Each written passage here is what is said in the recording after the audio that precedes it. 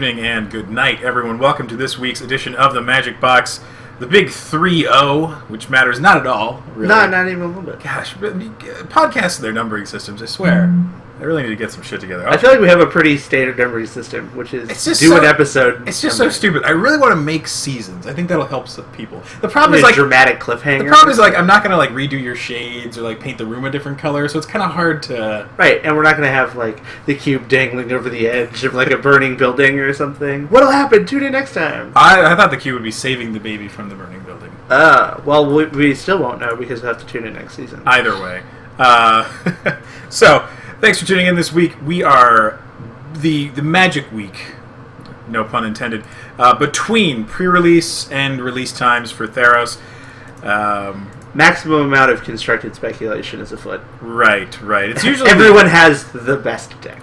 It's usually it's the fall set. So back in the old days, kids, the fall release was almost the most fun because the amateurs, as you were, had the opportunity to make decks kind of before the professionals, as you were, in a little tournament we used to call States. And States was the time you got to brew new decks. It was the smallest form of standard there was every year, and there were no events preceding it that anyone else could give you input. It was kind of like... Well, they still... They don't have States, but the Star City Open series is very clearly kind of there's one this upcoming weekend. Right. And it's Theros legal. So right off the bat, instantly, huge open... Everyone who lives within the radius of the selected Star City event for the fall set has a huge opportunity to be the new deck builder. Right. And I liked when that feeling was very much more of a... more North America-wide, or anywhere else that would run states or provinces, whatever you used to call it. For those of you that aren't familiar, there is still kind of a bastardized version of it that still exists. Glenn Goddard, great TO out there, still kind of puts together what he likes to call champs, because Wizards of the Coast somehow... Oh, it's the word state? Yeah, plural. So Glenn has tried to keep the torch lit on that one over the years. It just doesn't have the same kind of feeling it used to when you were state champ. I remember the first time I ever played against a California state champion. That is a match I will remember. It's intimidating. We actually went to high school with him. Well, you didn't. He was Steiny. Anyway, so Theros is abound. Cube is in this interesting area where everyone gets to be, it's acquiring time. It's time to get all the cards, right? Put them together. The price of foils through the roof. Yeah, it's a good thing we were accurate on all of our picks for this particular set, wouldn't you say?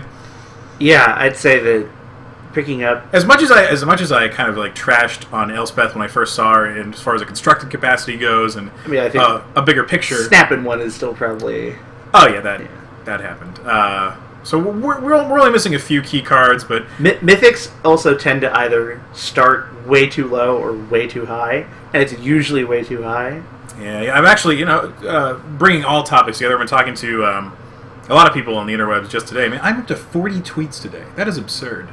You need a more engaging job or something. I just need to do something better with my time. Talking a little bit with Marcel over at Brainstorm Brewery, love those guys over there, about coming on that show maybe a little bit more and talking about crazy things like the price of cards and especially Mythics. But there's so many hype cards out of Theros. If you think about it, all the gods are so hypey. Elspeth is so hypey. I'm interested to see where Thoughtseize ends up falling. Because that card was pre-Theros spoiling was $70 or whatever. It was creeping up there as fewer people believed it would be reprinted. And then the moment they spoiled it, it just well, thank goodness it's a rare. Yeah. And that being a rare in a set. I'm most interested to see where it ends up on Moto, because Moto tends to have the hardest price swings. That card might just end up being a 3-ticket card on Moto, because cards just tend to do that. Very rarely do, especially rares, hold their value online. I think Deathrite Shaman is probably one of the only ones that's a rare, not a mythic, but it's still kind of worth some tickets. Yeah, that's because it's played on pretty much every format that it's legal on. Right, online. so it's Thoughtseize. Yeah. So it'll be interesting to see. And again, once Vintage for real comes on MTGO, for realsies, which I'm now hearing mixed signals that they might not actually might not make it to MTGO by the end of the year. And now I want Moto on Steam OS. That's my new thing. Oh, okay. That's my new. That seems. pretty much anytime we ask for something from We're that, never going to get it. But it always seems reasonable, Right? Like we never ask for outrageous claims. Like I want to be able to play it. Valve putting out a Linux-based gaming-centric operating system. Put Magic Online on it. Make everyone happy. Yeah. I would like to play Magic Online in my living room in an easier fashion. Anyway, those were the days. Bringing things back to Cube, we are, I guess you could say purists. Maybe you could say lazy. We don't print proxies ahead of time for any cards that come out in a set. We do a lot of theory crafting up until release day, and then release day we get the cards, and then we just immediately go to the trenches with them. Translation: we yell at each other for weeks, and then do some stuff, and then yell at each other again. It's the most fun. Oh yeah. I don't think there's a more fun way to do it. No, I don't want to test this. I just want to shout, and then have some feelings get hurt in multiple. When you say shout, it makes it sound like we're very large space. We're usually sitting across a very small table for one another. We're still shouting. Shouting is, maybe. Zach Preston is actively shouting about things. God, Zach was so close to being here today. I did not get to snag him with the minor league cube last week, and this week since we're going back to regular cube drafting. Unless it's a ploy. It is not a ploy this week. With all the re-sleeving that's been done recently, I feel like things are all over the place. So before we get into packs of the week, real quickly before I forget, someone had asked on Twitter on my way down here today about insuring your cube, and I don't remember if we'd covered that when we talked about cube peripherals like sleeving and storage and things like that. And even if I did, I've forgotten, so we'll go over it again. As far as insuring your cube goes, I know I have friends who work for Farmers Insurance. I personally have State Farm Insurance, and I'm familiar with Progressive Insurance. I know that Progressive and State Farm, you can both kind of umbrella it under your renters. Right, you just count it as private property that's worth much. And for the most part, I haven't heard of issues like that. Now, I know Farmers, it's been a long time since I've looked into that kind of thing. In fact, actually, the policy on mine has run out, so do not think I'm insured. Yeah. But you should be able to insure. If not, you can always take out a separate policy on any kind of collectibles or those things. The only issue in that regard is oftentimes you have to get things kind of appraised appropriately, which can you can't just tell them this is worth $100,000. You have to prove it, which is easier said than done. Sometimes. By the way, I'm moving on a houseboat, and I hear it's leaky. So yeah, so expect a call in 2 weeks. Yeah. Well,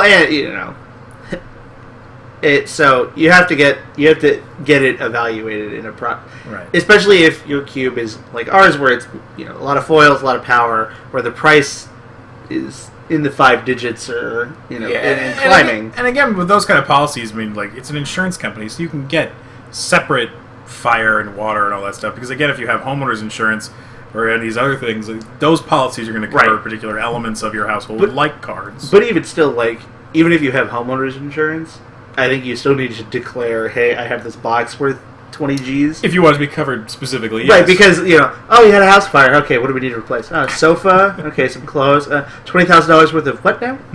Cardboard? Child's game? What's going on? Yeah. I don't buy that. So, real quickly, because I know that was actually something that came up on Reddit recently as well. So, I've looked into it. It's been covered in the past. I know I've always had an umbrella policy. I've never gone as far as to take out the individual policy.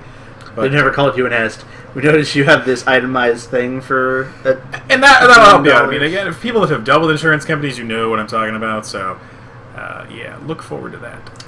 Anyway, let's get to the fun stuff. We'll get to the packs, and then we'll do a brief update on our cube changes for this week. The update. We're hitting the home stretch before we lock in for 3 or 4 months. And then we'll go into this week's topic. So, pick one. Pack 1.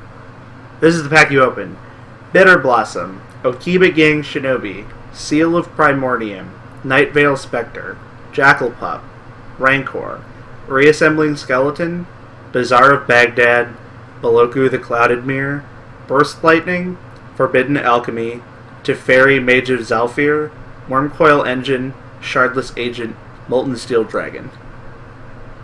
That Bazaar is taunting me.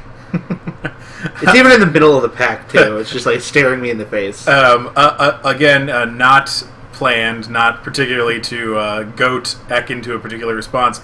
Although I will admit I'm very interested in that Bazaar from this pack as well, or I'm interested in that Wormcoil Engine. I think Wormcoil Engine is the sane pick here. Bazaar of Baghdad is a bit deep. And the thing about Bazaar is that I feel like you can table it a lot of times. Well, I mean, People are just so weirdly put off by it. I mean, there are very few. See, the thing about Bazaar Baghdad, and I feel like we're starting to cover this card from every angle. Yeah, is not in depth. Is yes, it's a deck. Yes, you can draft around it. The other times you want it are pretty few and far between, and that's what makes it not a mainstay in all cubes. I mean, if I'm playing like a mono red deck, when would I play a Bazaar Baghdad? No, never. I think Wormcoil is a very reasonable pick. Pretty much any deck's going to play it. It's one of the better cards in Cube. So Wormcoil versus Bitter Blossom, you're still going Wormcoil Engine? Oh, absolutely. It doesn't commit you to a color. Basically, you're going to fit it into every deck. So I would say Bitter Blossom doesn't commit me to a color either. It just commits me to finding a way to make a black. Right. I mean, there are certainly decks where I'm not really interested in Bitter Blossom, but there are very, very rarely decks where I'm not interested in Wormcoil Engine. And even if you take the Wormcoil Engine and then end up drafting mono red beatdowns where nothing in your deck costs more than 4, you're still really glad you're the one with the Wormcoil Engine as opposed. It's like with the Batterskull.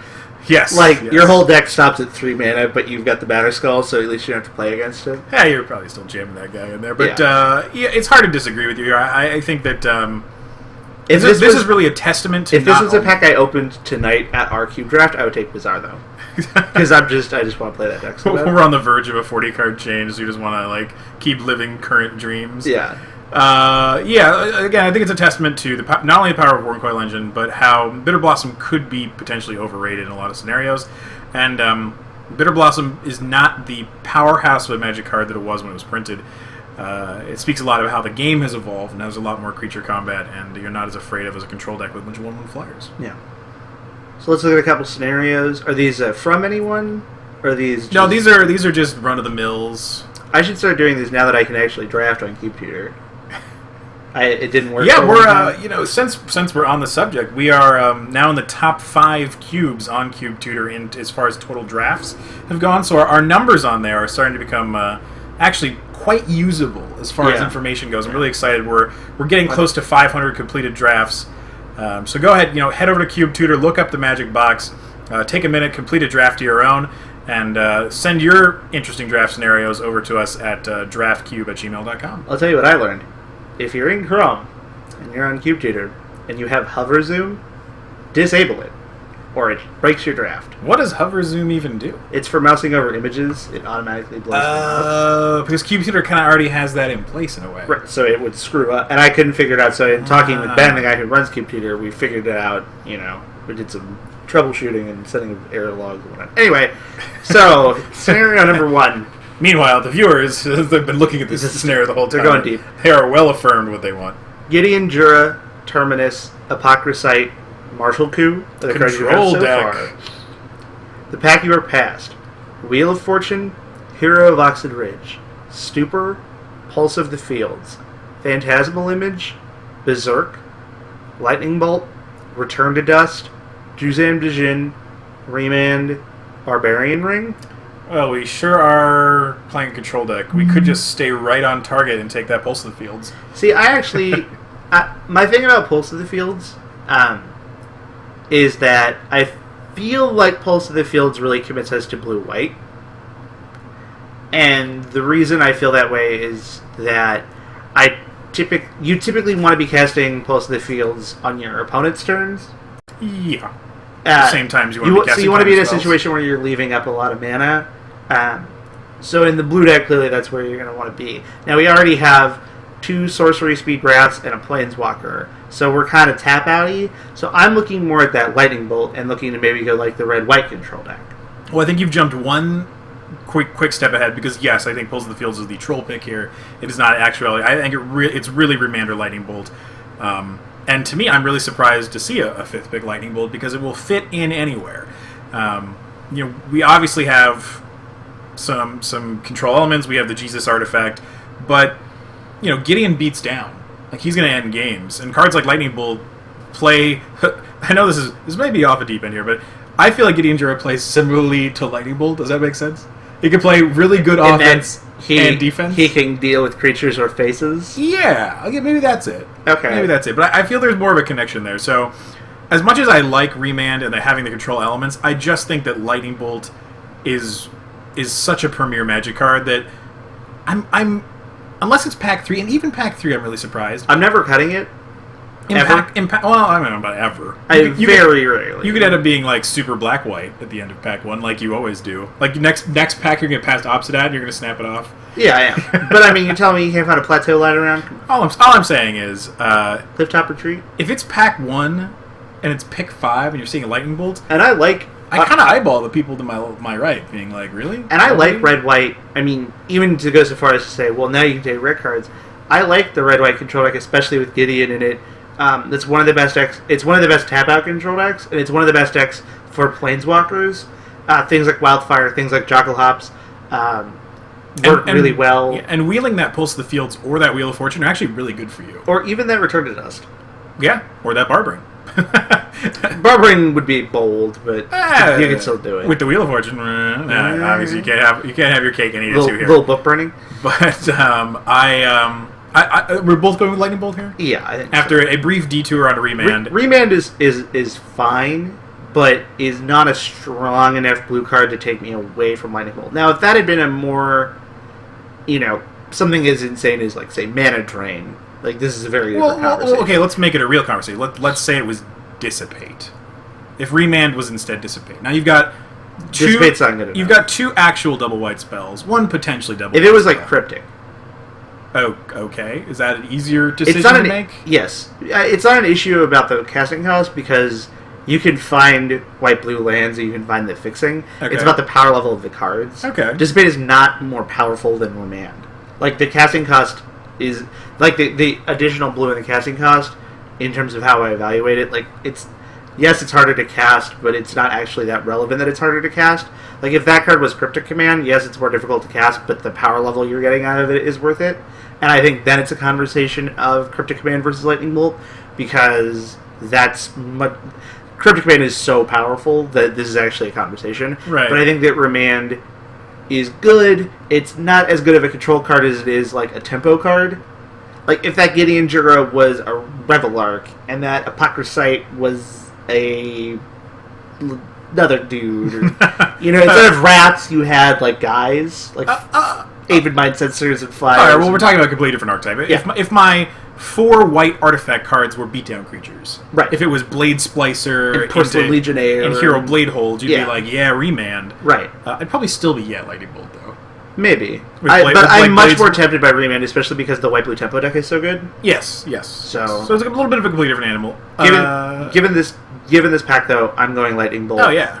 I think Remand is very distant second. A lesson to be learned here is it's never wrong to go Lightning Bolt. That's absolutely true. Next scenario. This is a sweet one. I like this. So your cards so far: Master of the Wild Hunt, Noble Hierarch, Tropical Island, Wasteland. Pack you are passed: Ball Lightning, Huntmaster of the Fells, Terminate, Debtor's Knell, Yawgmoth's Bargain, Stillmoon Cavalier, Strongkirk Noble, Ancestral Vision, Obstinate Baloth, Oath of Ghouls, Syndic of Tides. I don't know how interesting this one is, but it seems like it's a really easy Ancestral Vision. Well, and I think the reason it's an easy Ancestral Vision is worth talking about. Oh, okay. Well, it's coincidental that our dual land happens to be Tropical Island. And we have a Noble Hierarch. That also helps. Let's say that Noble Hierarch had been Avacyn's Pilgrim. Well, I think the point is that one of the reasons that I was trying to get at with the Ancestral Visions is that green-blue is a great place for Master of the Wild Hunt because it's a very removal light archetype. Okay. So and we have a Tropical Island, so it's and the Noble Hierarch, so it's a fine place to move. And Ancestral Visions is especially powerful there because of Shardless Agent. Oh, okay. That's a drop in the bucket to me, but I hear what you're saying. Well, if there's a Shardless Agent available, it's reasonably likely that you're going to get it, unless there's like a really wacky like 5-color thing going on. And being able to cascade it into an Ancestral is very, very, very, very powerful. Agreed. Setting it up seems very, very difficult, though. But you don't even necessarily...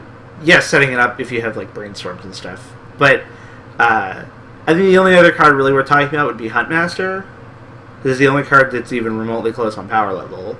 Huh? Oh, Huntmaster Fells. Yeah. See, I think that this pack is so easy to take on Central Vision because the power level of the rest of the pack is surprisingly low in comparison, and like the 4 cards we have don't lend themselves to like any other card other than Obstinate Baloth. And since I have one of the premier 4-drops in green already, I just want the sick card advantage of blue, and this is like served up on a platter for me. Nothing else in this pack to me is like even worth considering. Like, yes, Huntmaster is a very good card, but I got 2 sweet blue fixers already. I want to play the cheap end of the curve as it is because I want to exploit that wasteland as many times as I can. Like, if that wasn't a wasteland, that was another green creature, it'd be a little easier to look at Huntmaster the Fells. But as soon as I incorporate wasteland into my green deck, I want to shy away from 3 colors, and I'm gonna move towards consistency, which is something really important to think about during the course of a draft. Oftentimes, when you start in green and you start picking up fixing, you just kind of start to go all over the place. When a much more solid strategy for those drafters can be to take the disruption cards like Strip Mine, Wasteland, or Schadenport, and then just kind of concentrate on 1 or 2 colors. I mean, one of the advantages of being monocolored or strong fixing 2-color deck is that you get to play the really color constrained cards that other people can't. Both in the directions of things like Cryptic or Palaka Worm on the other side. Let's say as a triple green card, but also things that are colorless. Strip Mine, Wasteland, Maze of Ith, Library. You don't get punished. It's a lot. Obviously you're going to play Library, but Strip Mine is a card that's also very powerful that it's really hard to justify in a 3 or 4 color deck. Whereas if you're a 2-color deck that has 5 dual lands, it's an auto-include. It's very easy. And you're in green, which is the color of the most chances to recur cards like Strip Mine and Wasteland between Regrowth, Restock, Life from the Loam, etc., etc. Well, yeah. Eternal. You get the idea. So yeah, that one might be our easiest pick ever. I don't know about it. Ever, I'd have to look at the list, but it's pretty simple. That was an easy Ancestral Vision. That card's very premier. One of the best done. I think actually we had Grand Prix champion Nathan Holiday or Giant Jufro aficionado Nathan Holiday, depending on how you know him. We had 2 out of 3 of our scenarios had Ancestral Vision in it. And just stepped the buck stopped there. It was don't take my word for it. Don't take Eck's word for it. There are other people out there that blue card draw spells. Yeah, right. Who knew? Blue card draw spells. This just in. So, a lot of times people will say, hey, look at my cube. What do you think? People on Reddit are always like, I just built a cube. Give me feedback. Things like that. And kind of our main interest point of today will be to kind of look at some cards that are very popular in other cubes. Actually, a gentleman by the name of James Griffin actually sent me a bunch of information on Twitter recently to talk about, that same kind of question where it's like, take a look, what do you think? And my blanket answer is like, we like all the cards we run. Even if it wasn't just our cube, like these would be the first 700 cards I would want to play Magic with over and over. Right. And over. Anytime someone asks me like, what of these cards should I play? It's like, well, we play this, so you should play that. And I don't. Clearly, that's not going to be the true answer for everybody. I never want to be short with people. I never want to just feel like I'm brushing them off because I'm not. It can be really hard to kind of just assess a cube as a whole. Right. I mean, it's like kind of like trying to read a book all at once. Like when someone's like, here's my 400 card unpowered Ravnica block cube or something, and they're just like, here you go. It's it's very overwhelming. And a lot of what I want out of the show and the goals to be is to talk things like strategy, to talk things about building and the goals you want to have with building out of any cube. I mean, obviously we use ours as the prime example because that's what we have the most exposure with and we tinker with the most. But I hope that anything that we talk about can, in one way or another, be pertinent to whatever kind of project you're working on. So it's with that in mind that I actually highlighted quite a few cards from his particular list that we'll be going over today and just kind of like commenting on how we might have played these cards in the past or reasons why we would want to play them and don't, or haven't played them ever, and here's kind of why. But before we get to that, we do have an update to the long Theros conversation of last week.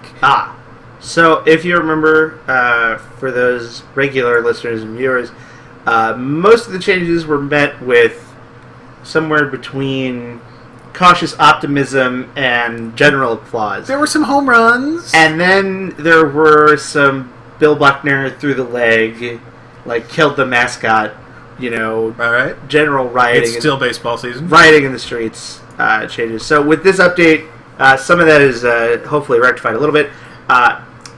So Dreadbore is now becoming Underworld Cerberus. It's just a bit of a switch. Yeah, I kind of did this weird. Nah, it's alright. Sarkin the Mad is becoming Sire of Insanity, and Terminate is staying. So if you remember last week, we were bringing in the Cerberus and the Murder King, also known as the Durdle King. And pulling out the 2 tear effects yes. From the cube. My argument still being that red and black have a plethora of removal, and I really feel those colors are, in no short order, the ability to kill creatures. What they want is they want diversity, they want to bring something else to the table. I still feel that Underworld Cerberus is offering that quite a bit, and I think that Sire of Insanity is kind of an extension unto that, and for those who remember the Planeswalker Rank episode, Sarkin was pretty far down the list there, and he was not the card advantage dragon-making powerhouse that he was in Scar? Rise Limited? Ever? Yeah, ever indeed. So I like Sire. He's a sweet reanimator target. Yeah, he's even a great top of the curve card. Yeah. Or in some kind of Jundi ramp strategy, he starts to do all kinds of crazy things. Yeah. So I like him. I like keeping. I think maybe we could talk about Dreadbore over Terminate. Killing Planeswalkers is really good. Now, the consensus I got from people we talked to in the last week was that the kill the Planeswalker clause on Dreadbore was more important than instant speed, no regen on a creature kill. Well, regen is pretty irrelevant in a cube environment. There's some, but not a lot. Right. It's still mostly irrelevant in the cube environment. Obviously, as Magic has progressed, and what we've seen from Magic in the last 2 years pretty much is that R&D is working to make regeneration more relevant. So there could be a time in Magic's future where Terminate could become more relevant. Right now, as it stands with the kind of creatures we have in Cube, not as important. So it kind of wore down to those 2 things. Now, I'm still perfectly fine with cutting Terminate from the Cube and bringing in a 3rd Rakdos change for this particular update. And as we get closer to the day, I made an extensive list that I then posted to Twitter, or sorry, not to I linked it through Twitter. It's actually on Reddit. We pretty much put in every single Rakdos card that I think is worth. Yeah, I saw that. Oh, I sent you a list, and then I extrapolated. Yeah. I was like, here are 50 cards. And as with the Reddit community, they were responsive, they were quick, but they weren't exactly 100% on the ball as to what they were asking. It was a very scattershot kind of polling method. Yeah, and I don't fault anybody for that. I mean, step 1, give any feedback. That's great. Step 2, look for things that actually work with what we're doing. And for me, again, I would be fine bringing the Murder King in. I stand by what I said last week. I think it's a slower version of Goblin Bombardment. The Durdle King. Plus, we get to have Eck do that. What was your... I'm trying to remember what you were trying to champion the most out of that section. You're a big fan of Spike Jester. I think that was one of the ones you were leaning towards. Spike Jester, I've always liked Hellhorad's Blazing Spectre. Obviously, they're 4s. We're trying to stay away from the 4-drops as well. That's kind of why we didn't even bring up Exava last week. Yeah. With Olivia Voldaren and Falkenrath Aristocrat being what feels like the top 2 in the Rakdos section, it was more of an issue of where else can we diversify in mana, and that's why you see in this particular change we got a 5 and a 6-drop. They're also both creatures, because that's the way Magic is leaning. I would just go to the Reddit thing. You can find all the cards. Yeah, I got it. All right, I'll figure it out. So that was the most point of contest. I mean, we talked about the God weapons a little bit as well. Eck's still really big fan of the Hammer of Perforos. I'm kind of into Spear of Heliod. I think that Glorious Anthem effect is a fine card, and I think that the Reciprocate portion of it is just really just gravy, and that people playing control decks can find a way to make that work, but it's not going to be a mainstay of the card. As we're Hammer, you're going to cast it with the goal of probably activating it as soon as possible. You're not just casting Fervor. Alternatively, when you've got Spear of Heliod, you're not... Rakdos Return. Oh, Rakdos Return? Okay, to finish my point briefly. Sorry. No, you found the list. Pyre Zombie. That guy's slow. Deathbringer Thoktar is slow. Cauldron Dance is a funky fun. Oh, Blightning. I think Blightning is kind of a simplicity. I would be interested in turning into Blightning as well. That'd be weird. Anyway, so let's now talk about the on-deck circle. I feel like we mentioned the on-deck circle cube. We've got a whole list. So these are going to be the cards that, for one reason or another that we'll get into, we're not currently running that we see in a lot of cubes. And so we're going to talk about why and why. All of these examples for this particular week came from Mr. James Griffin, who was nice enough to send me some messages about his particular cube. And as much as we'd like to just break down individual cubes for people, not only does that not work for a podcast format, but it can be so difficult. The definition would be a powered cube and an unpowered cube. We can take that side question real easily. Things like Moxen, Black Lotus, Power 9. Some people would consider a power cube to include such cards as Lyre of Alexandria, Mind Twist, Soul Ring, Mana Crypt, Mana Vault. Well, Power 9. Oh, Power 9 plus. And then cards extended past. Like, for example, there are cubes out there that don't run Power 9 for financial reasons, but then run the Crypt, Soul Ring, the Power Mind 20. Twist. Yeah, maybe even Library. That can really feel like they're warping to would-be otherwise balanced formats. And I think that there's a very valid argument where you either embrace all of it or you kind of embrace none of it. And it feels like it's a conversation that's almost a few years old at this point, where because we played on Power for years, and there was kind of a turning point. We didn't own Power. That was part. There was kind of a turning point where I own Power that I wanted to play with. There was kind of a turning point where we're like, you know what, let's fully embrace the Magic history. Let's fully embrace, all 18, 17 years of Magic, and just make this as fun as possible as we can, and try to work with the power level. So, turn 2 Gristlebrands happen, and hopefully there are enough ways to stop it or interact with it in one way or another. Not the end of the game. Yeah. That's just a little airborne. Yeah, it's still good. That's why we have our seals removal. That's why we have our Phantasmal Barrel. We're trying. So, it can be people's own definition. I think that if we were to play unpowered, we'd have to cut a lot of stuff. Well, yeah, it's not just the Power 9. There are other cards surrounding. We'd have to change over 100 cards. Yeah. Because there are a lot of strategies that don't work. Right. For example, in the Skeleton Cube list that we made, it does not include Soul Ring, and right. It does not include Mind Twist.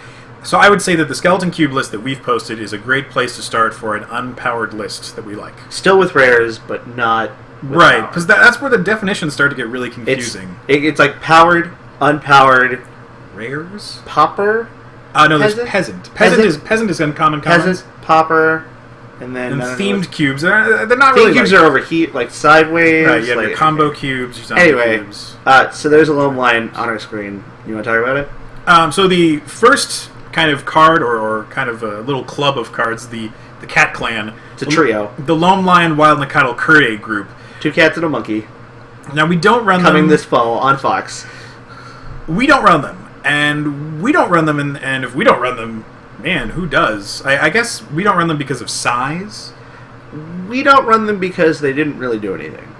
We ran them for a long time.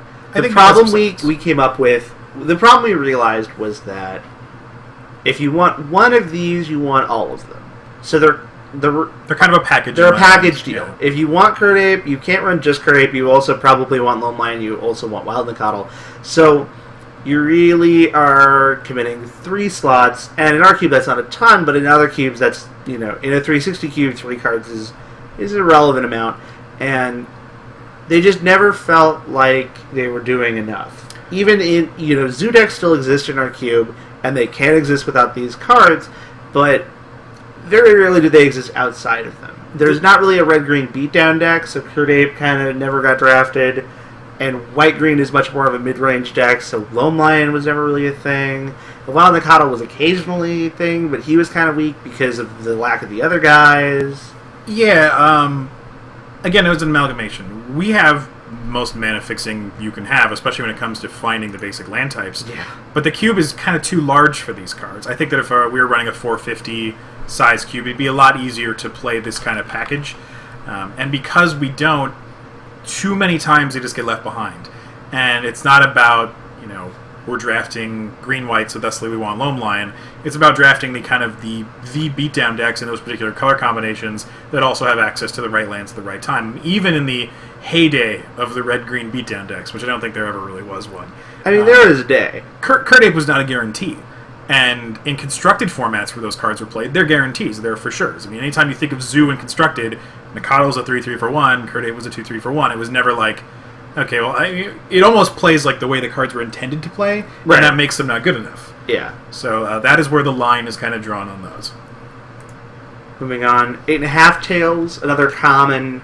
This is another former run by us, and within the last 2 years. And this is kind of a choice from a larger span of cards. I think when we look at 8.5 Tails, we're really kind of evaluating a lot of double white bears, as we call them. We had a big upheaval, no pun intended, of the double white 2/2s. So 2/2 white. So 8.5 Tails, Knight of Meadowgrain, Black Knight, Silver Knight, Order of Lightbearer, the Sultari guys. The list goes on. Inquisitor Exarch.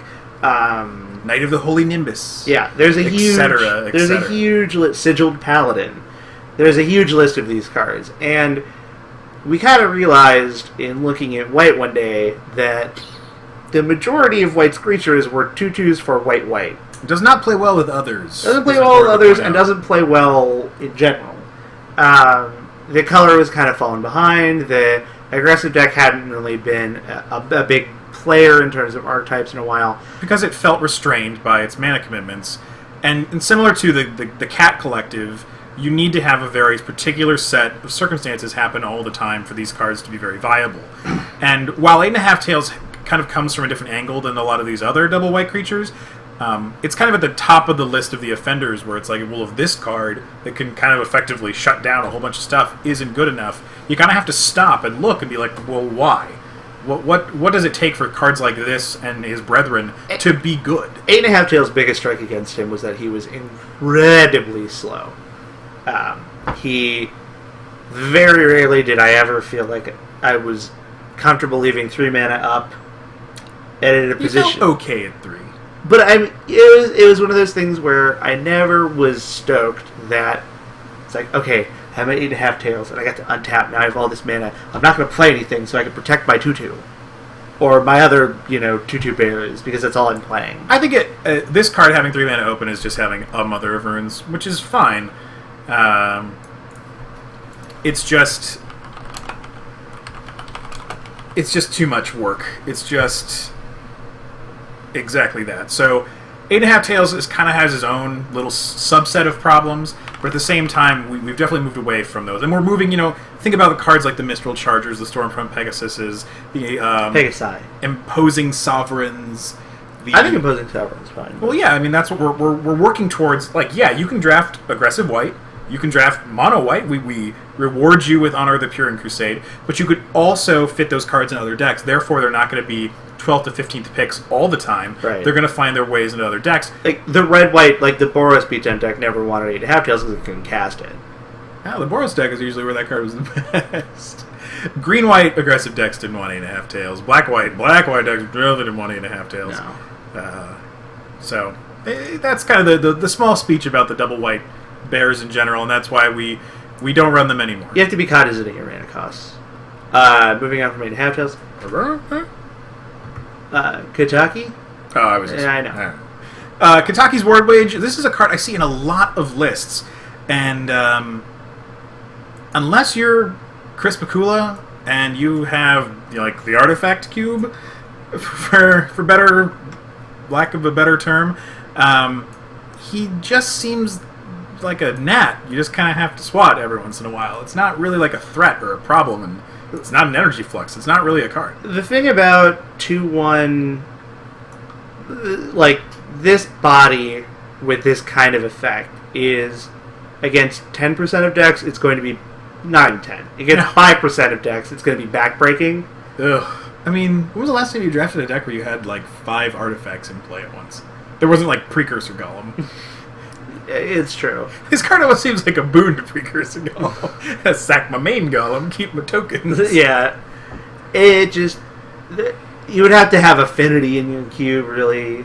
to really need to warrant this guy, and that's a weird place to be. Yeah, there's a fine line between kind of appropriate hosers for a cube environment and inappropriate, or rather ineffective hosers. Tiny just kind of feels like ineffective. What he's doing is certainly strong, but it's just not really coming up all that often. It's like even if you put the card chill in your cube, it's going to be more relevant than Yutaki. but it's still just like, well, yeah, it's way better. People will play mono red decks. People don't play mono brown decks. No, that's just a very difficult thing to have. Yeah, punted that example. I'm sure I'll think of something similar in the near future, but I see Kataki in a lot of lists. I don't get it. Mirror Incubator. Peacekeeper. Yeah, so this card and Magus of the Moat are also very popular in lists that probably want to run Moat, but can't afford it. And Peacekeeper, unlike Magus of the Moat, seems like it's so counterintuitive. This fragile little guy that you have to pay an upkeep on is the same card type as the card type you're trying to stop, and it's like 100% universal. It's not like when you like draft blue-white flyers with Moat and have a way to win. It's like all of a sudden you know, clearly a deck that wants Peacekeeper also wants Wrath of Gods, but then once Peacekeeper is in play, Wrath of God doesn't do anything, and if you Wrath of God, then you draw Peacekeeper, now it doesn't do anything. Yeah, this is like the worst Reveillard target ever. One of the best things about Moat is flying over it. The fact that you can lock your opponent down and not be affected by it yourself. The fact that this card is not only much more universal than Moat and much more stalemate, but it's also the worst card type to affect a card type. And then the last on top of that, you have to pay an upkeep for it, which I guess could be a good thing, and you can kind of choose when to turn it off. But I've never been appealed by Peacekeeper. I would rather play beatdown cards. Or even like Preacher or something. Like if I just think like being proactive is more interesting and more fun. I mean, I like dirtily controlled decks. Don't get me wrong. We play Moat. I love Moat. Mm-hmm. I just don't think Peacekeeper does anything. I can't imagine a list where I'm like, Peacekeeper, you're my man or my lady or whatever you want to be. Moving on from Peacekeeper, Entreat the Angels. This seems a lot like a combo card to me. Really? Drawing this card in my opening hand seems rough. It seems like I'd want to set this up. I can understand that. I think that's really the only time. So, Entreat the Angels really feels like it's fighting for space, to me at least, with Decree of Justice. Well, okay. I don't think it... Maybe it's fighting with it. They're very similar cards. It's just this card cannot be in the top 9 cards of your library. It doesn't do anything. And if it's the 10th card in your library, you're like, okay, I guess. 4 for 3. I guess. So if that's like, heaven forbid I had a plan. Yeah. Like, you gotta look at it and you're like, I guess it's now or never. Yeah. Like, at least Bonfire you can hard cast reasonably.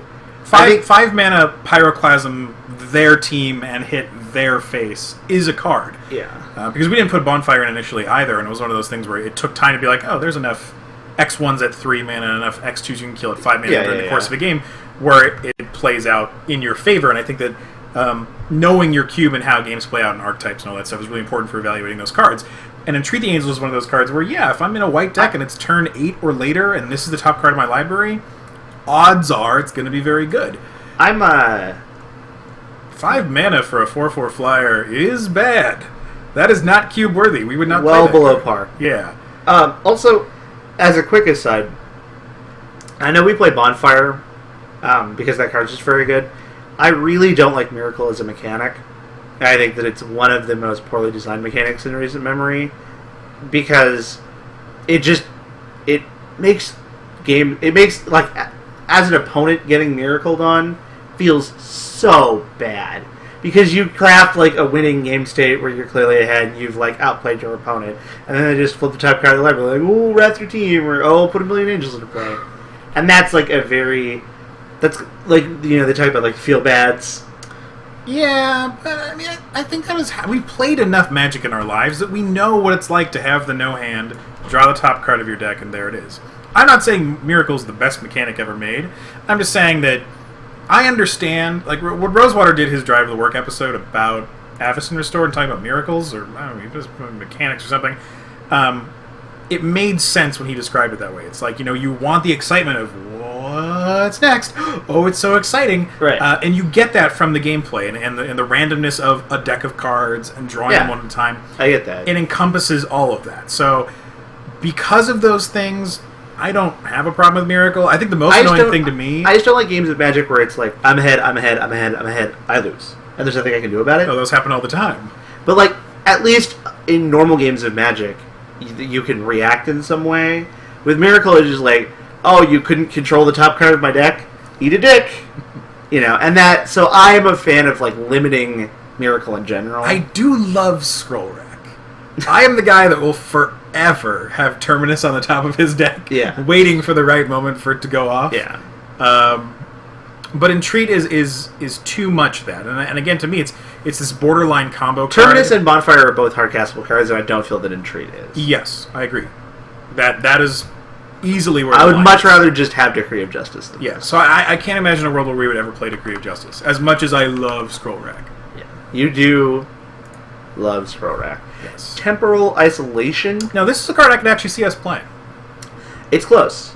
This is about as almost a Journey to Nowhere as you're going to get. Pacifism. It is a flash, though. I mean, they can still activate abilities, though. Right. Yeah. So they can pacifism. Anyway. Yeah, that's what I'm saying. Yeah. Instant speed pacifism. So, I think that in terms of quality, this is just a little too low for powered cubes in terms of... there are just so many utility creatures.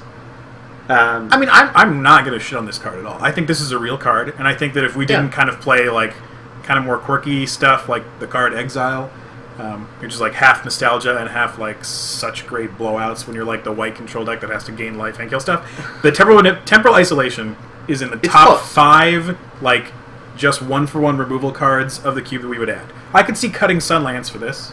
We don't currently play Sunlance. If Sunlance was in the cube, I could see cutting Sunlance for this. It's certainly been a conversation point. Yeah. I think that, personally, the number of utility creatures that you don't really care about attacking with them is a little too high for me.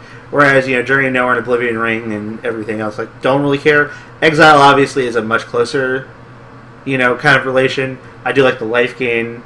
That's definitely what's keeping it in the game. Yeah, and exiling is surprisingly good. There are a number of decks and a number of cards that can kind of take advantage of random guys lying around.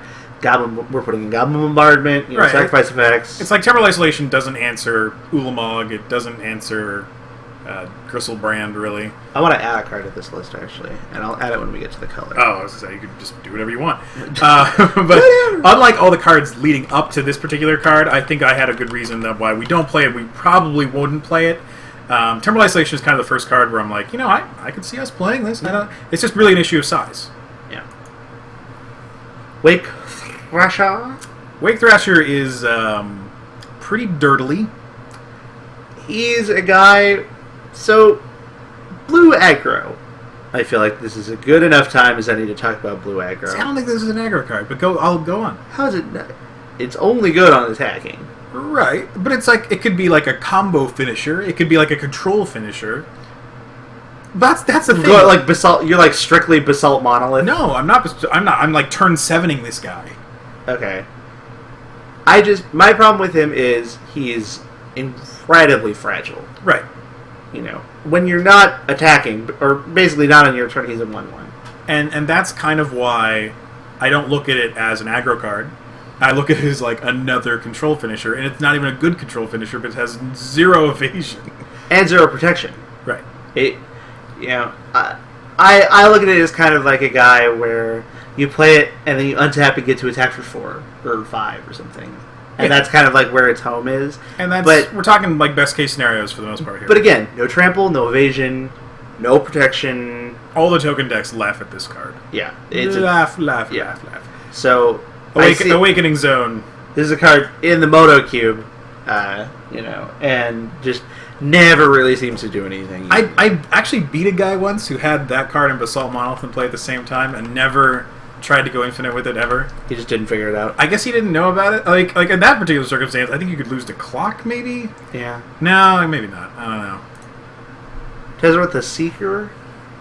It's not so much a Dirtle tempo card. I would rather... Okay, just to finish up on Wake Thrasher, Thrasher. I would rather have Manowar, Aether Adept, Vendilion Click. Vendilion Click. There's like most 3-drop cards of blue that are creatures that are tempo-based guys are doing just that. They're affecting the board in some way to give me some kind of incremental advantage while putting bodies on the board. And Wake Thrasher doesn't do that. I mean, he has no enters the battlefield triggers at all or anything. And it's not so much to knock on Wake Thrasher in that particular circumstance, but more to talk about the versatility of the other cards it's competing against.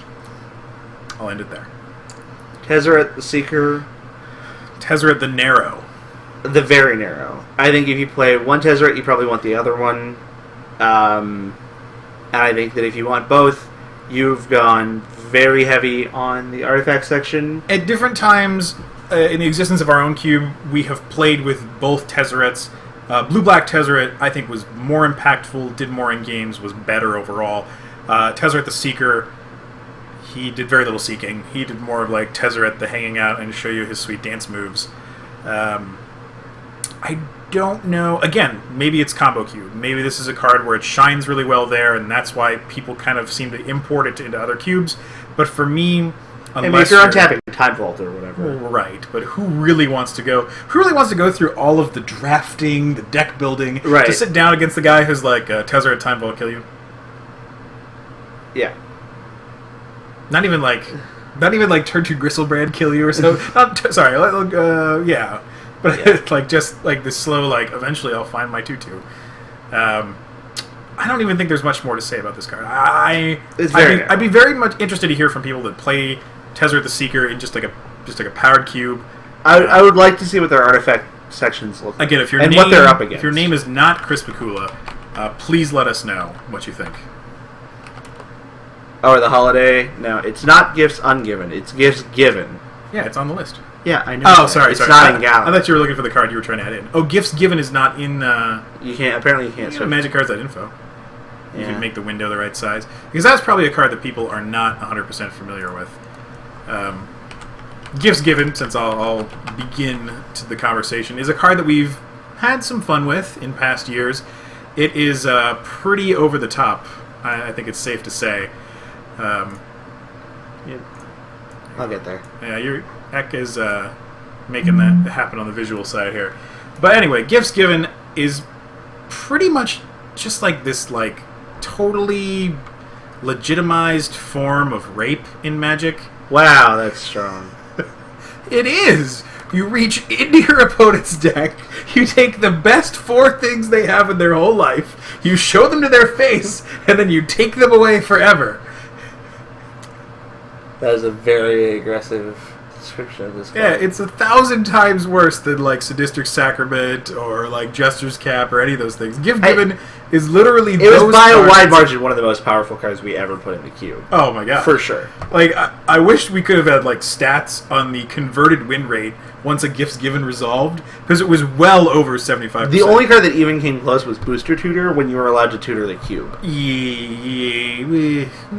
There's still way more play to Booster Tutor when you tutored for 15 cube cards than there was any time anyone cast Gifts Given. Because if the player who was being targeted by gifts wasn't very ahead in the game, they might as well just pick up their cards and not show their opponent their library. Yeah, like your 4 opponents' 4 win conditions all gone. Right, and 2 of them go to your hand. Right. Yeah, so heaven forbid you can cast them. Yeah. It was the solution to an question. It was like the threat and answer all in one card. It's just gross. Turbo Gifts Given was definitely a thing for like 6 months, and then we put a stop to that. Yeah. No more.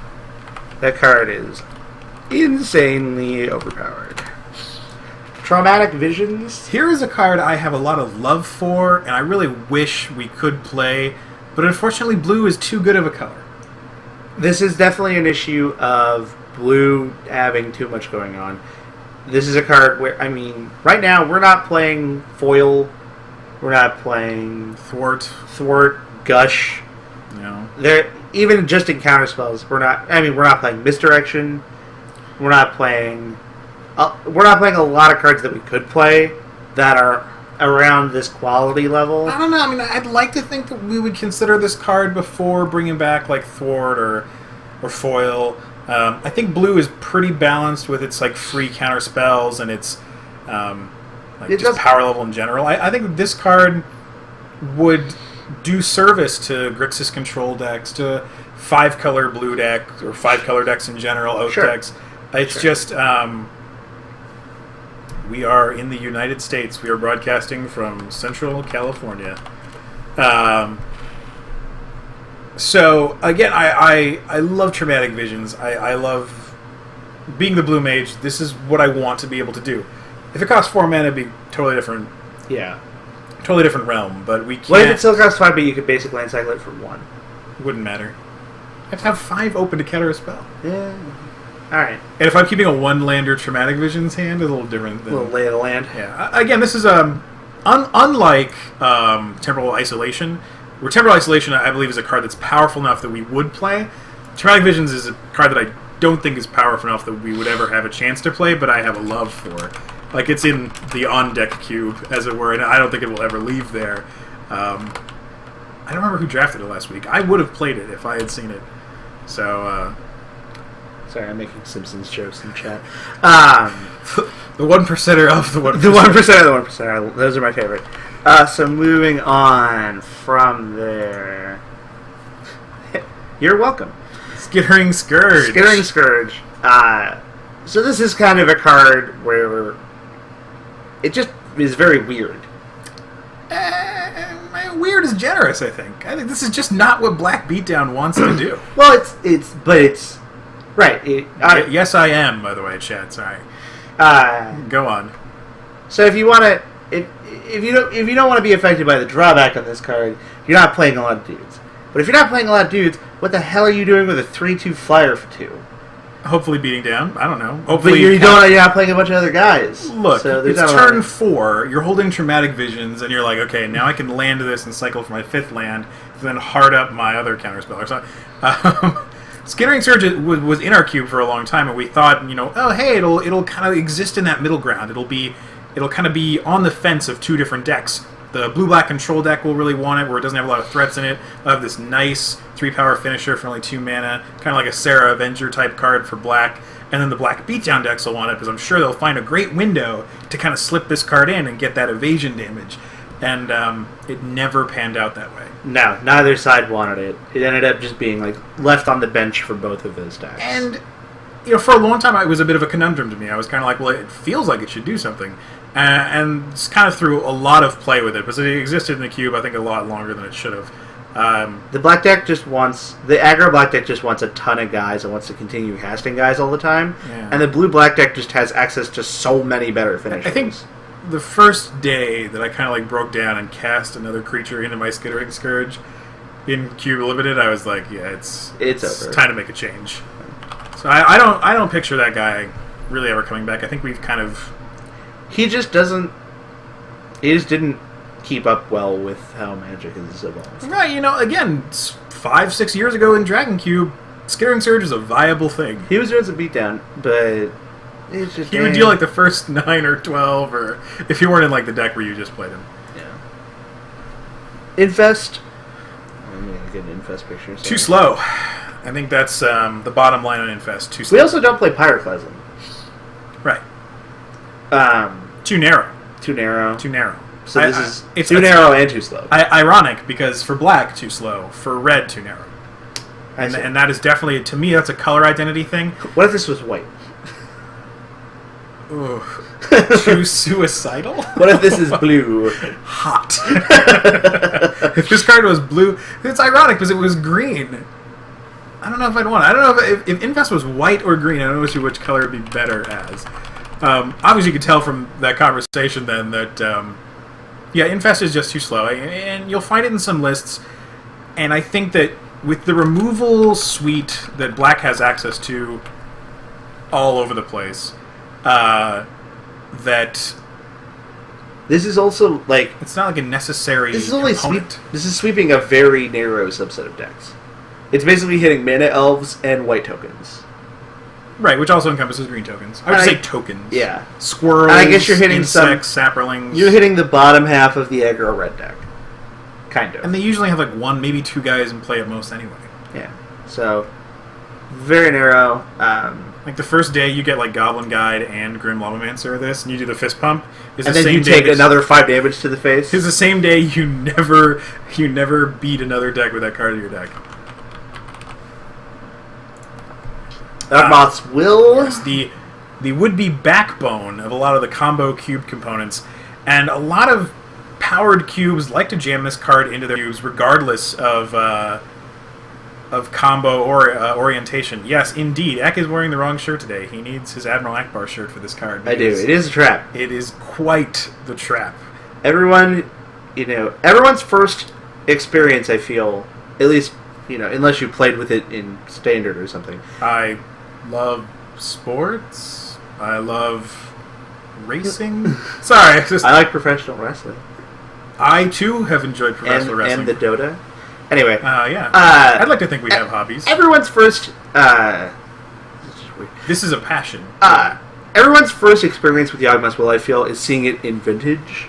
And where it's obviously insane because you're bringing back Lotus and you're Ancestraling and you're going crazy. Anyone, and it's like, oh my god. Anyone that's resolved Yawgmoth's Will in Vintage already has a big predisposition to wanting it in Cube. Because the image in their head of this card is you want to recreate that experience. You want to get your Tellurian Academy that was stripped mine back out of the graveyard, as well as the Lotus you used to cast the Will off of, as well as the DT you used to get the Yawg Will from the turn before. It's very disgusting in that environment. In Cube, however... It's this awful regrowth variant. Yeah, it's a bad regrowth. And you hopefully, in all likelihood... Sometimes you get a fetch land with it, and it's like super sick. That's the thing. In Cube, your best case scenario starts with a fetch land out of your graveyard, and then from there you're hoping to get your best spell. So Black is doing other things. Black can already get creatures out of the graveyard, no problem. And Black spells often have a lot of redundancy. This is a great combo card. Combo cubes will play it. I can't imagine a world in where we have enough components for our own cube to include Yawgmoth's Will, as much as I would like there to be. In a more dedicated combo cube, this card is clearly very good. Right. But you have to have so many... It's a lot like Desire, where you have to have so many of the components to support it. And, ironically, it also is very good in the Desire deck, because there's a lot of overlap in terms of what makes the card good. Yeah, even in those would-be combo flashing back Rituals is clearly insane. Right, and Rituals... And that's good for Storm Count, which is good for my Desire. Exactly. Go figure. Shown figures. So this is the one I wanted to add to this list that I'm going to spring on you. Oh. Why you no-run Dread Return? Because it's too hard to set up. So you think even in our modern Oath of Ghouls, Oversold Cemetery, Gravecrawler, Bloodghast, Bazaar of Baghdad world, that Dread Return is too difficult to get going? The last time you drafted that deck, was there ever anything in your graveyard you want to get back that wasn't easily castable? No, but there could have been. I'm not against trying Dread Return. When we have tried it in the past, it has been in the cube in the past, it has always ended in a world where it's zombify and almost never flashed back. Like, no one even tried to be super cute and, get their Deranged Hermit back off. You only net one squirrel. If your head exactly... You net two. If you put 4 into play, you sack the Hermit. To what? For something else. So that has been the experience. I think the theory crafting on Dread Return is a lot more Magical Christmas Land and a lot less in actual play. I just think the last time we had a serious conversation about this card was before Oath, before Bazaar, before Oversold Cemetery, before we went real deep on the Black Graveyard deck, and I think that it's worth considering. I'll give you that if you're playing more of the Stinkweed Imp engine, and your goal is to get a variety of casting costs in the graveyard, I'm fine with. It just seems so wonky. You're going to draw hands in that would-be deck all the time. They're just unkeepable and uncastable. And they got Bazaar in there. Yeah, Faithless Looting. All of the Expedition maps in the world cannot save that scenario. And that's my problem with Dread Return. The reason I like Oversold Cemetery and, to a lesser extent, Oath of Ghouls, you're able to get everything out of your graveyard. You should be able to cast in your own turn, especially if you're -1 land from Bazaar of Baghdad. So you want value guys. Your 2/1s for 2. You want your Necrotals, your Bone Shredders, your Spike Feeders, Drops, and Bailoffs. You want to grind out that game. Anyone that remembers the old oversold cemetery green-black decks from old Onslaught Constructed can remember. I mean, you just had like this smorgasbord buffet style of creatures in your graveyard, but you cast all of them, and that's how you got value. When you start to kind of merge together these different strategies, where Dread Return at its best in Magic is always this like dredge card that like is this interaction between little creatures and one big fatty. I think you dilute a would-be limited deck too much for it to be viable. All right. I mean, I don't know. No, I mean it's a good talking point. Like, I'm glad you interjected it there. I think it's worth people considering them, and people do run it in their cubes. And I'd be interested to hear what the feedback is, and how does that card work well for you. I definitely love the artwork, but well, a lot of discussion I see is like Dread Return is kind of I wouldn't say parallel, but I want to say kind of side by side in a way with Unburial Rites.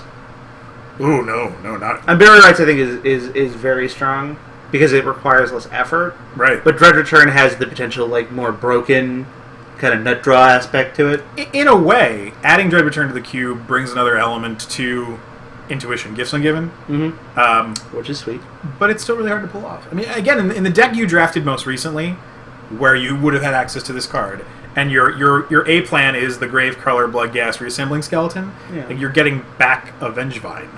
I mean, it's like the biggest guy you had, which you could have got back anyway. If I had the Dread Return, though, I would have been looking for things to reanimate. As it was, I was not interested in doing that at all, so I didn't bother. Right, but I'm saying the things you would have had access to in that scenario would have been cards that would have been pretty much uncastable otherwise, and you would have kind of like added another very difficult to play element to your deck. Yeah, you need the ability to pitch them.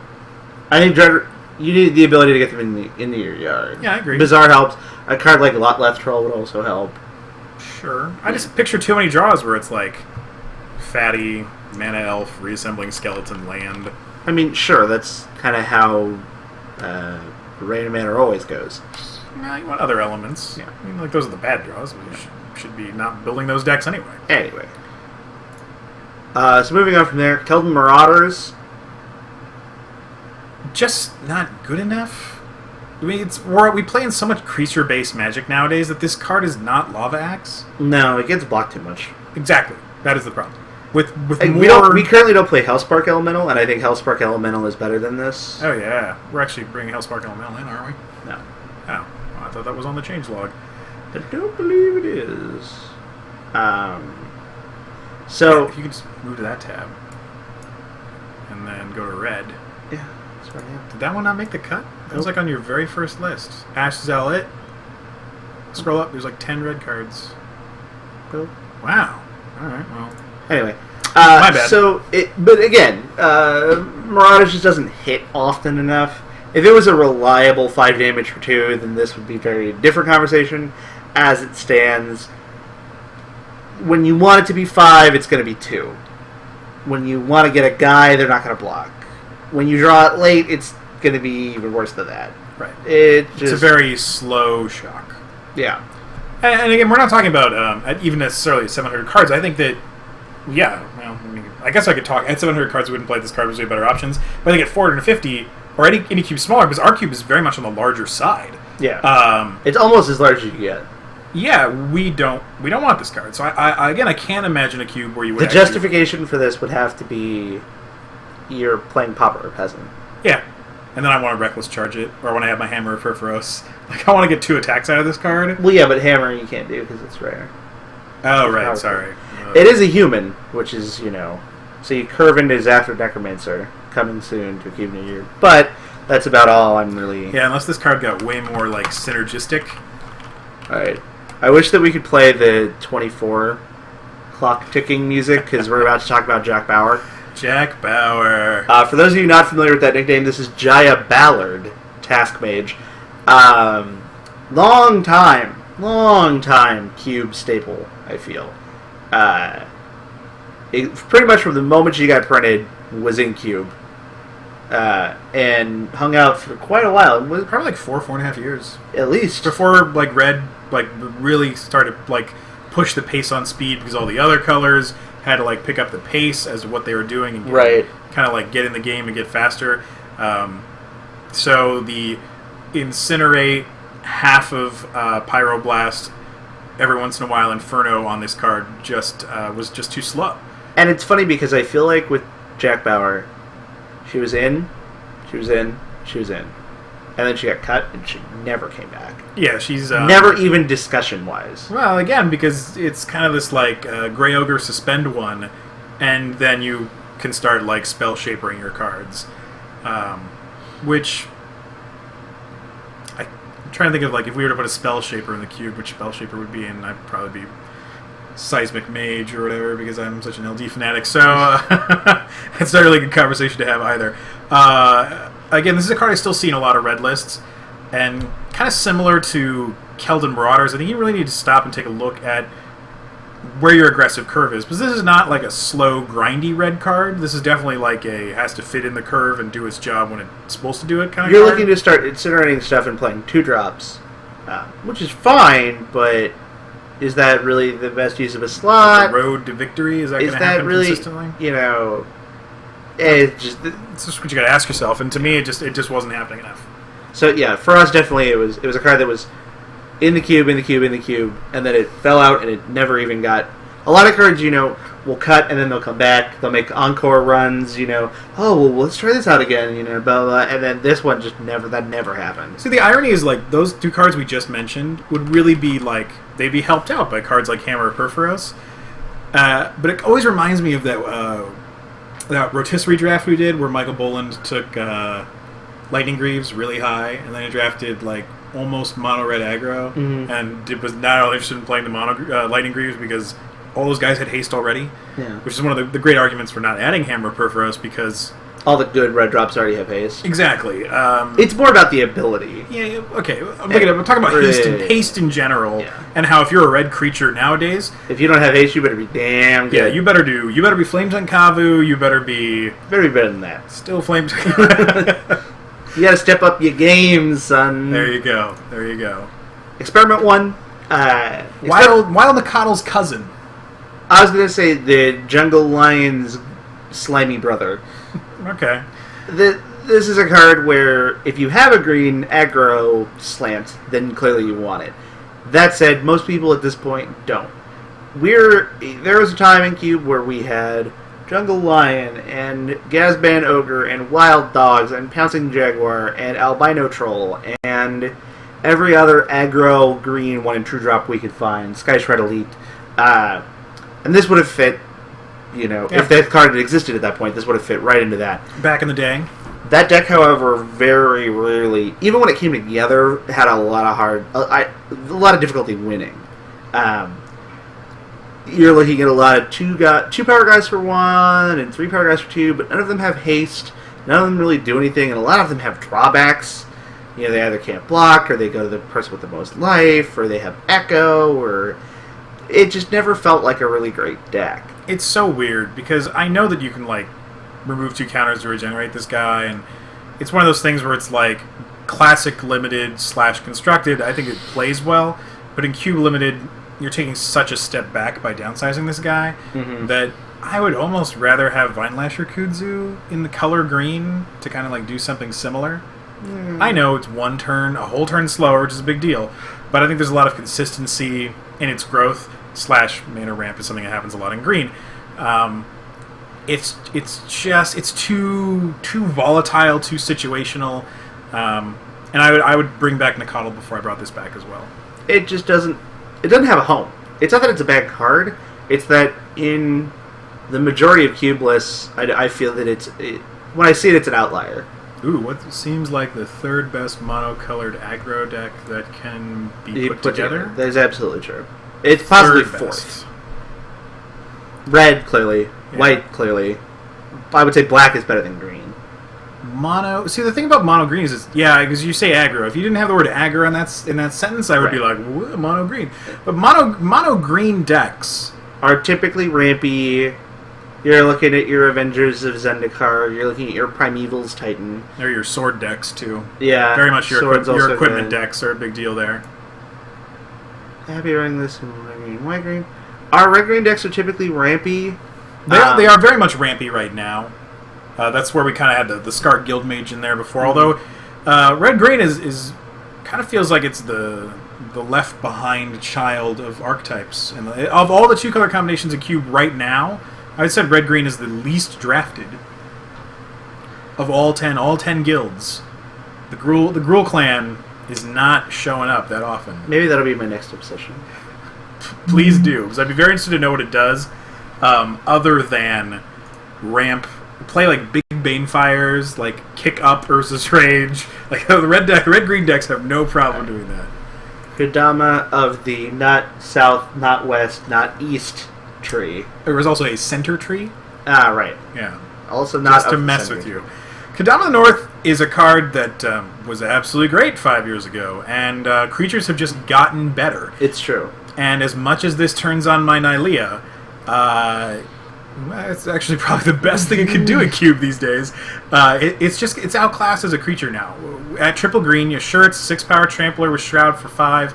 But we're just looking at the upsides. We're not looking at the reality of the situation. And I can't see a world, unless Devotion becomes like a real thing in the next 2 sets, and we want to play a lot more of it. I don't imagine playing this card ever again. Yeah, it doesn't live through. This doesn't live through well. Oh, you guys are talking about experiment one. To answer, is it the least strategy because you don't have cards like this in the cube? For the red-green aggro deck. The thing about the red-green aggro deck is that it just doesn't have green aggro cards in it, because when we had green aggro cards, nobody wanted them, so we cut them. And red aggro cards are very much mono red. They're double red, triple red in the case of Ball Lightning. So it just doesn't intermingle well. You know what I mean? It's not that it never happens. It's that the mono red plus Rancor is a thing. Right? Sure. Mono red plus Hunt Master is a thing. I mean, mono red splash is fine. I mean, Path to Exile in mono red or whatever. That's the other thing. I just if you look at our list and you look at the way the green spells and creatures break down, and we talked about this. We talked about the color philosophy of green as an episode. Green really jumps 2 and 3. And red, most of its meat and potatoes of threats are 1, 2, and 3. So, yes, you can build decks that go, Mana Elf into either Urnum Djinn or Flametongue Kavu or Chameleon Colossus or a Keldon Champion, but they're not as common as green kind of taking those ramp elements and just going bigger, faster. I think it's more saying it's very unlikely, it's very uncommon to see, like, Goblin Guide into... like a green 2-drop into something. The red aggro cards want more red cards, and the green cards don't want to be aggressive. And when they were set up in a different way, when red played better with other colors and green was more aggressive, which is basically the best possible configuration you could make for a red green aggro deck, no one drafted the color combination, and when it did happen, it wasn't good. I think another good way to kind of summarize this is look at the difference between Gavney Township and Wolf Run. Yeah. I mean, Kessig Wolf Run is all about, rewarding the guy that put 8 mana into play, and it doesn't matter what your creature is at that point. As where Gavney Township is just about mass and acquiring it. Yeah. So, do you have anything else to say about Kodama North Tree?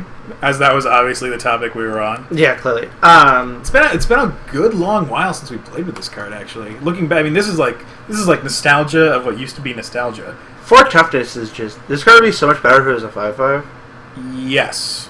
4 Toughness is a surprising liability these days, especially with Shroud, where you can't put equipment on this guy. And I like how they still continue to print cards that will coincidentally just get this card. Like, oh, hey, Mizium Mortars, do you know how to be overloaded? Yes, you do. Yeah. So, I just... It's been a while. It's not about a card like Thrun being better. It's about, would we just ever play this for whatever reason? And I think, compare Colonian Hydra to this thing. I think it's closer than you think. I mean, it's not close, but it's closer than you think. Yeah. Spot Swarm? Oh, Sprout Swarm. I go back and forth on this card all the time. We tried with this card. I remember... I'm a big fan.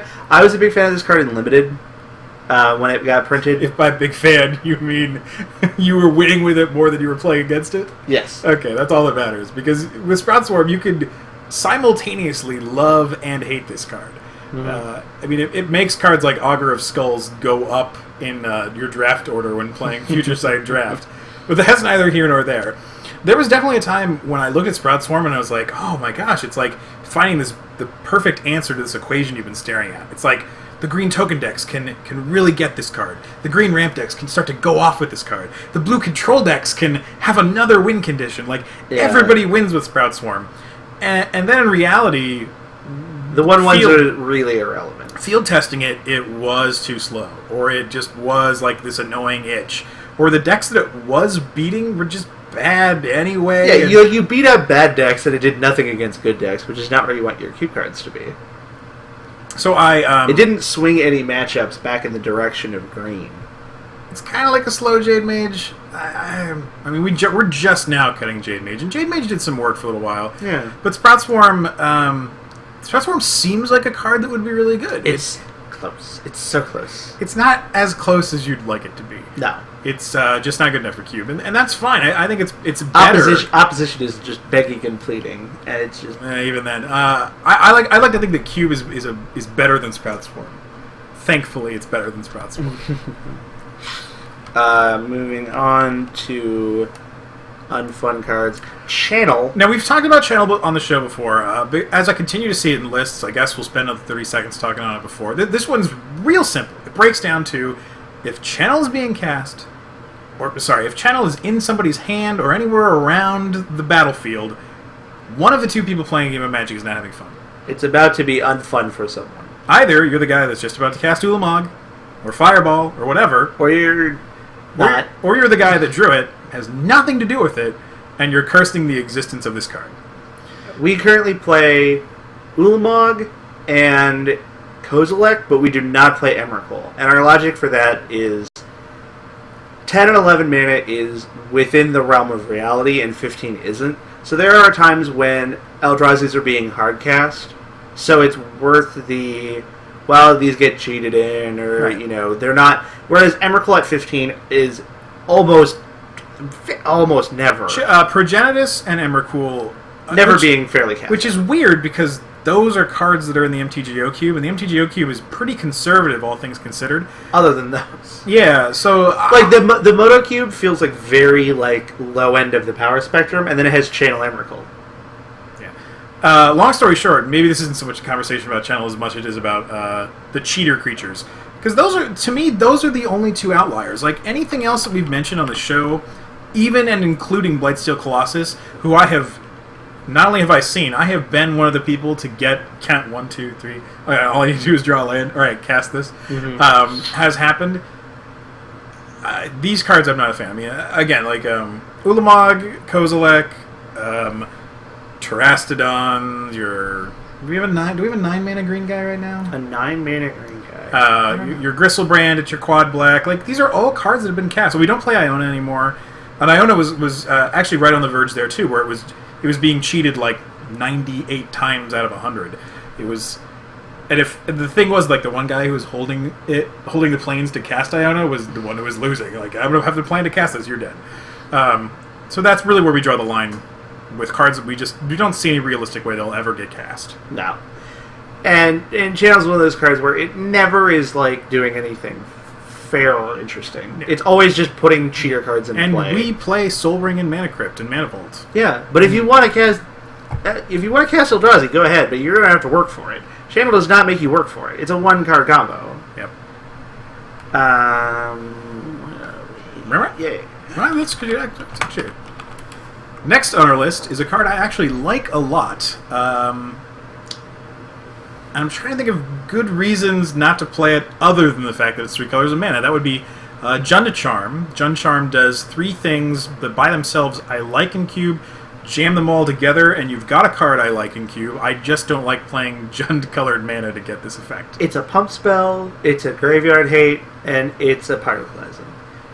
Now, all 3 of those effects are...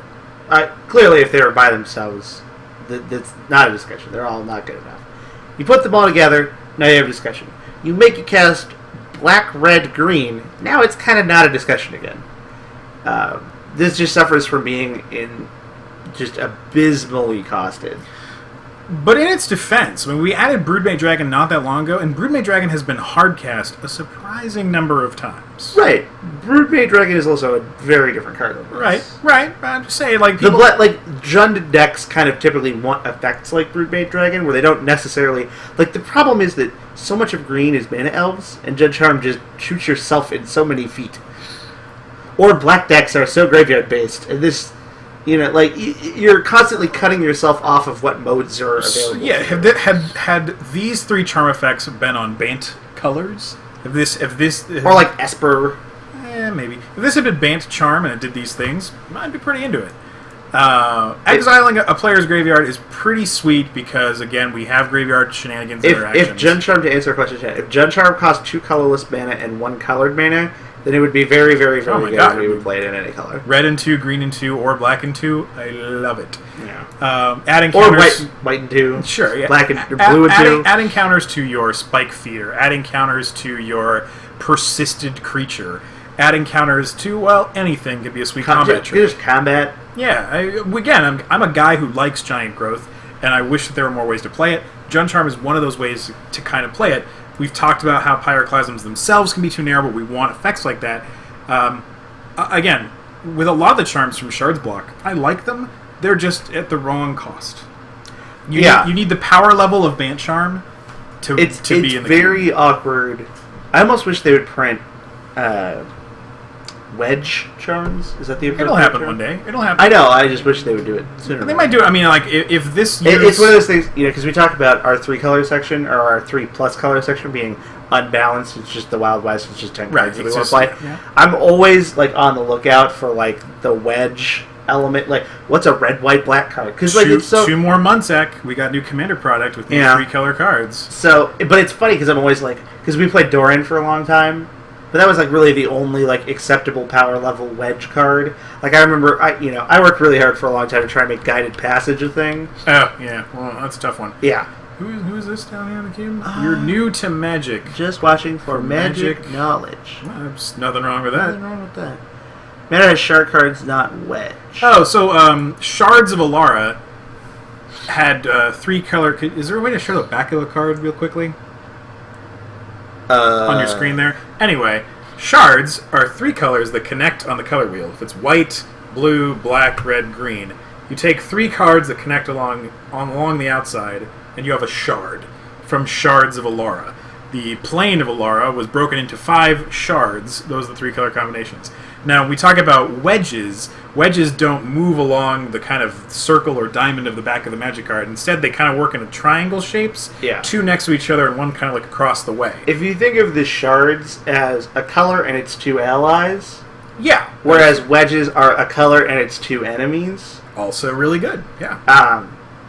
So there's your difference. So we have charms that are all of the allied groups. For example, red's allies are black and green. We get Jund Charm. You have Jund Charm. If we had green's 2 enemies, like black and white, we'd have Doran Charm. The most famous of the 3-color things. Doran Charm, not found, unfortunately. not yet. Exist. Not yet. Nope. Not all right. So, every once in a while, I'll just go, all right. We gotta... Dude, Gather is the worst for searching for... And I'm like, how about Fervent Charge? How about not? And then you're like, how about... I thought that gave lifelink, too. It doesn't even give lifelink. How about Kalia of the Vast? Not good. And, there's only 4 cards. Oh, Oros the Avenger? Has been in cube in the past. Has been in cube before? Not anymore? Oh, okay, you don't like that? How about Teriel, Reckoner of Souls? Kind of expensive. And we're out of options. That is literally the only 4. And that's why we're no longer balanced. Back in Dragon Cube, we had no problem running it. Of the 3-color card combinations, we had no problem running one of each because, hey, whatever. Yeah. Nowadays, not. Oros is just as good as any other dragon. It was the worst. It was the Stoneworks. I'd rather have Vorash the Hunter. Well, just because, dealing 3 damage to things was so irrelevant, because everything was the 6. Right, you're flying over everything. So, I wish that there were more cards in the wedge colors, as it were. Yeah. Doran has kind of been, the long-standing... Doran's in a lot of cubes. Yeah. And Doran is quite good. He doesn't have a lot of buddies in that kind of setup. Right. And there were some in the last year, 2 years ago was Commander product. Was that 2 years ago? 2 years ago was Commander product. There's other black, white, green guys. There's the cost less for the guys in your graveyard. What's that guy called? Like Kelthor or something? I don't know what he's talking about. Lightning Angel, we've played in Q before. Nowadays, what red, white, blue card are we playing? What red, white, blue card are we playing? We're not playing. Oh, no, we can't catch noise. Right. And then before that, it was like that Formori Nomad. Carador. There we go. This guy. This is what I was talking about. Why were you talking about this card? Other white, black, green cards. Oh, okay. Because they're not a ton. Right, sorry. I got a little distracted. Lightning Angels are fun. 3 color cards. So, right now... Intent the Dreamer was my favorite, personally. My goal for 3 color or more cards would be that they are helping a deck, but also are fun and engaging in a way that you want them to be. For example, in Grixis, we have Cruel Ultimatum and we have Nicol Bolas Planeswalker for maximum control power. And just Super Greed, which is all Grixis. Oh, which is like the most fun. I mean, I have no problem running multiple powerful Grixis cards. I mean, the problem that beyond those 2 cards, the best Grixis cards are something like, Sidraxis Spectre, which doesn't really fit into the same kind of vein as the Grixis control elements. It's not what the Grixis deck is looking to do. Right. Similarly, we have Bant Charm, and now we're picking up Imperial Archangel, but that's more for the Reanimator deck. Some big diversity there. That's a sweet spell versus and Bant Charm is just very, very good. Sweet fatty. Would you say the best charm? Like the best charm ever, or like? Well, yeah, like the best charm this year. We're not handing out Academy Awards. Bant Charm is very good. We used to play Newmont the Devastator. Newmont the Devastator could make a comeback. I do like me a Newmont. It does have Tristan's favorite 5 words 6 words in Magic, which is destroy up to 2 target lands. Just think, everybody. Rain of Salt costs 6 mana to destroy 2 lands. This guy destroys 2 lands and has a 6/6 flying body attached to it. So all good things. And I would like, ideally it would be balanced. I think in a perfect world, if we had 50 cards to choose from for every color combination, but we don't. One day we will. Yeah, and by the time we're that old, who knows what Cube will look like. Yeah. For the record, Dromar's Charm would be the answer to what is the best charm. Oh, yeah, Dromar's Charm. Every time you get to cast that card and gain 5 life, you have done something immaculate. You have somehow crafted a situation where the gaining of 5 life is so good. Yeah. Last card that we do not play that we wanted to talk about today was Staff of Nin. I like me Prodigal Sorcerers. I am not opposed to some Rods of Ruin. I've played plenty of them limited. And obviously we like Blue Honden, because, hey, we're Blue Mages. This guy is just a little too expensive. And it would be weird to tinker into this. Weird, but not undoable. My rule for, expensive artifacts when evaluating them is, how would I feel about tinkering into this? Mindslaver, clearly, I feel very good. I think you're on the ball on this one. I feel very good about tinkering into Mindslaver. If this artifact costs more than 4 mana, how do I say feel? 6. I say 6. Because, Batterskull, I'm fine hardcasting. Yeah, that's like a weird middle ground. Because Batterskull is, part creature, part equipment, part, bend you over the table. That card's insane. But at 6 especially, I'm like, how do I feel about Tinker? So, Mindslaver, clearly very good. A very good feeling about Tinker.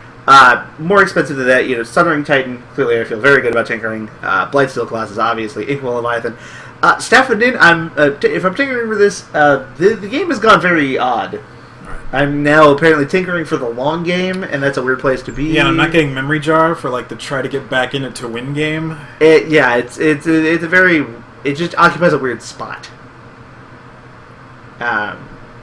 Yes, and you can answer the staff before you get value. That is key. It's true. If you tinker into... You do not, at the beginning of your upkeep, shoot, tap, draw a card. Because then they shatter and you draw right away. Just the way you phrased that made it sound like it was one sentence without a pause. During your upkeep, do all the damage, tap the staff, and draw a card. Do all these things all at once. Also, we're not exactly flooded with X1s. And the X1s in the cube we do have... X1s usually get produced en masse. Or they're Bob or Ball Lightning, which I feel really sad if Staff of Him were just coming along and kind of shooting Ball Lightning, that's pretty... Oh, it's sad for Ball Lightning. His days are already numbered. So it's just... if this cost $5, then we could talk. If this was a color, then maybe we could talk. If it cost $4 and you had to pay some mana to do the whatever, it's just a different card at that point. Yeah. Who cares? I think that does it for this week. I think we'll get to some housekeeping at this point. You can follow me on Twitter at Tristan Gregson. You can find Eck at Young Mecha.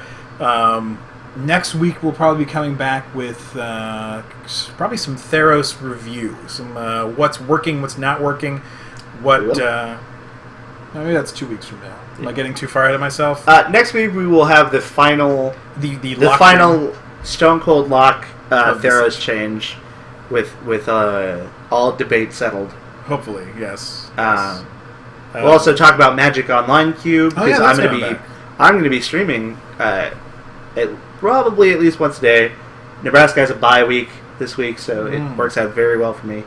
And the Niners play on Thursday, so I'll drink heavily and want to shoot myself then, given the way the season's gone so far. But then after that, it'll be all Magic Online Cube all the time. 7 points. It'll be all Magic Online Cube all the time. Yeah, and again, we're trying to do more with the show. We're trying to stay relevant. We're trying to stay in that bringing you content every week. We're hip. We're with it. Quality. So there's a donate link on the page if you're here now. Anything you can send our way is going to go into more cube drafts from Eck. Things I keep teasing about. We want to do more with this show, but obviously finances are the holdback, and I'm not going to start a Kickstarter for all that thing right now because that's just too much time and energy. As soon as we have the resources, we will make stuff happen. Marshall just had a very excellent Kickstarter. That is exactly what I'm talking about. Yeah, I've been dragged into many a debate about podcasting and Magic content in general recently, and I got to tell you, it's passion and it's love and hopefully knowledge that keeps people doing what they're doing in places like this. And if we don't have any of those elements, the community will tell you at the drop of a hat. So if you like what you've seen here, if you'd like to see more of it and different things, please donate. Send us your comments at draftcube@gmail.com. Any scenarios, questions, anything we can answer. I try hard to get to that stuff, and Eck glares at me whenever possible. So with those elements combined, we'll try to do what we can. So any other parting words? Join me in the evening Pacific time. So, and a great way to do that is to favorite the channel, right? Yeah. Follow me on Twitch. I'll be streaming. Hopefully, I'm going to get one draft at minimum in a day for the week that Moto Cube is online. Until I come over and tell you, and then we're done. So hopefully, I'm going to get at least one a day. Probably the weekends. I'm going to hope to get more. I'm actually looking to get back into playing Constructed Magic too, probably online, so I might be streaming more in general Magic stuff. But yeah, so if you'd like to join me for Magic Online Cube drafting, that would be fun. I look forward to seeing everybody there. I did not get a chance to go to the Theros pre-release this last weekend. I heard great stories. I'm actually working with a new group of... Don't worry about that. Sorry, it's just really funny that Eck's computer always has all these weird messages. Like, someone he knows is playing Grand Theft Auto 4 right now. Because apparently they're lost in a time warp. Anyway, 5 isn't on PC yet. Oh, well, things I don't know. Anyway, I didn't get a chance to go to Theros pre-release for a couple of reasons. One, I was stuck playing GTA 5 all weekend. Oh my god, it was so terrible. And, but more importantly, I'm working with like a new group of very enthusiastic, newer Magic players who just aren't ready for that level. Although they really want to cube draft for some reason. I'm surprised why. So I did not get a chance. Pulling the Moses? Yeah, shout out to Moses. I mean, we don't do shout outs on the show because I don't like that, but Moses, in the house, this guy, he is like this really great, like, guinea pig. Kind of like if we raise, like, white tigers, like, in captivity, and you can see how they live. Moses has only played Magic almost exclusively through cube drafting. Oh, okay. That was really confusing where you were getting with that. Yeah, so he is an interesting Magic player to watch. I really like understanding his thought process. And then we jumped him in a completely different deep end with the Reject Cube last week. I could have gone to the pre-release, but I am a crotchety old man when it comes to the new age of pre-releases. Yeah, I mean, I'm with Eck here. Like, the gimmicky pre-releases... I don't like the gimmicks. All I want to do is play sealed. Give me new cards and I'll play sealed with them. I don't want to, like, go on a hero's quest or open the Hella Vault or run a maze. I just want to play the cards. So, that's my opinion. I know I'm like in the 1% on that, and everybody loves them. No, I mean, you know, I don't want to dress up in a toga. We've lost our regional pre-releases, and again, like, I support the small business. I want you to go to those places to play Magic. And as much as I miss the opportunity for the 300, 400 person pre-releases, I understand why they're in stores. I'm with that. I like it. Once you take away what felt like what I grew up with, pre-release feeling, the excitement of new cards, just simply the opening and building decks with them, and make them this strange, like, Magic. I also miss big pre-releases. I like the 200-man pre-release. Yeah, no, I just said that. Yeah. I was just... Sorry, I was wistfully thinking of, Darksteel. Those were good times. The double Beacon of Creation sealed deck for Fifth Dawn, that was a good time. With the Door of Nothingness? Oh, that was a different deck. But the Beacon deck also had the Blast Station. Anyway, anyway. Those were good times. But as soon as you started adding in, I was kind of with you with the guild things, but now we keep having, these extra boosters, these, strange Right. It's not even representative cards. of the sealed format. That, you get, a seeded booster of a color that you pick. It becomes this completely different animal, which I'm less of a fan of. I like the pre-release experience, but I would almost rather just... Anytime you're going to do that now, I'd rather just go hang out in Cube Draft with people who are excited about a new set release. Pick up a box and then crack it. Yeah, then go in and just go for the pre-release. So this is very much a get off my lawn segment. Yes, of my opinion on Magic. Everybody else seems to enjoy them greatly, and I'm in the minority of old timey, thoughts. But anyway, so that'll do it for this week. Hopefully, we'll see some of you guys this week on the Twitch channel. Be streaming Cube Dress in the evening. Whatever the terminology is it favorite? Is it ad? Follow on Twitch. We'd like to break 300 followers sometime soon. Again, if you're listening to the podcast after the fact, thank you for your patronage. You can still currently find us on mtgcast.com. And how do we find the RSS feed, Eck? Because that was a question I get a lot. Ecomon.blogspot.com. You can get all of the episodes there. You can also subscribe on iTunes. Search for the Magic Box. That seems like a very strong choice. Typically, I post the episodes the day after we record them, and then iTunes picks them up a day or two after that. So this is Tuesday when we are recording this, so probably by Friday they will be automatically uploaded.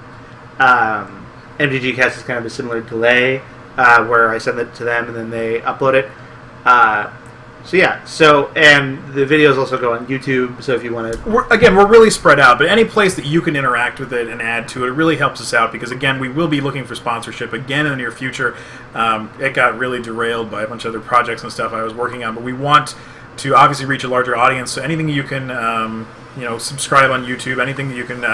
add on Twitch, anything that you can just stop by the blog page and add any feedback there, because we really just kind of use that as this landing platform to push content in other directions. I mean, for example, you can find the up-to-date cube list there. You can find the Magic Box Skeleton Cube there. You can find the link out to the Cube Tutor page where, again, you guys can draft the cube itself and give us more feedback there, because we're starting to get a critical mass of drafts where that data becomes really useful. It's getting to the point where we can almost do half a show just talking about what we've learned from the amount of data that's come in there.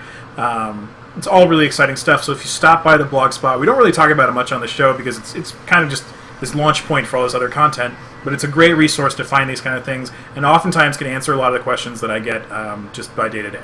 So thank you guys again so much for stopping by. We're going to head out to our draft.